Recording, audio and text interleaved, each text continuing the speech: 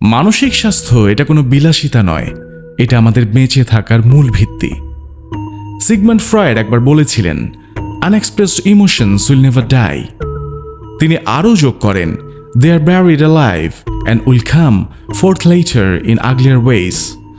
অর্থাৎ আমরা যখন আমাদের অনুভূতিগুলো চেপে রাখি, সেগুলো একসময় বিস্ফোরিত হয়, হয়তো রাগ, হতাশা কিংবা অবসাদ হিসেবে। আজকের পৃথিবীতে আমরা সবাই ব্যস্ত, কিন্তু একটা প্রশ্ন, আপনি কি নিজের মনের খবর রাখেন? বিশ্ব স্বাস্থ্য সংস্থার এক গবেষণা বলছে, প্রতি 8 জনে 1 জন মানুষ কোনো না কোনো মানসিক সমস্যায় ভুগছে। তবুও আমরা এটা নিয়ে কথা বলতে ভয় পাই। বৈজ্ঞানিকভাবে দেখলে আমাদের মস্তিষ্কের অ্যামিগডালা ভয় আর স্ট্রেস নিয়ন্ত্রণ করে। যখন আপনি দীর্ঘদিন চাপের মধ্যে থাকেন, তখন এই অংশটি অতিরিক্ত সক্রিয় হয়ে যায়।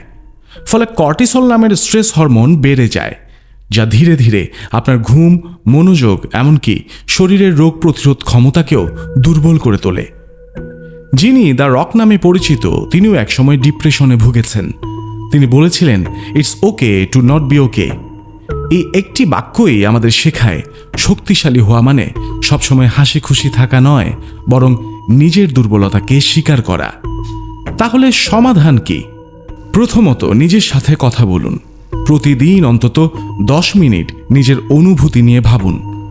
দ্বিতীয়ত, কাউকে বিশ্বাস করে মনের কথা বলুন, বন্ধু, পরিবার বা প্রয়োজন হলে একজন থেরাপিস্ট। তৃতীয়ত, শরীরকে সচল রাখুন। ব্যায়াম করলে এন্ডোরফিন নামের হ্যাপি হরমোন নিঃসৃত হয়, যা আপনার মন ভালো রাখতে সাহায্য করে। সবশেষে একটা কথা মনে রাখবেন, আপনি একা নন।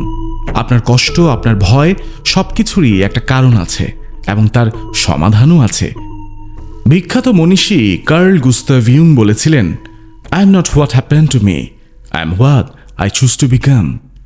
তাই আজ থেকে সিদ্ধান্ত নিন, আপনি আপনার মানসিক স্বাস্থ্যের যত্ন নেবেন এবং নিজেকে ভালোবাসবেন, নিজের মনের যত্ন নেবেন। কারণ আপনি যদি নিজের জন্য না দাঁড়ান, তাহলে আপনার জীবনের গল্পটা কে লিখবে?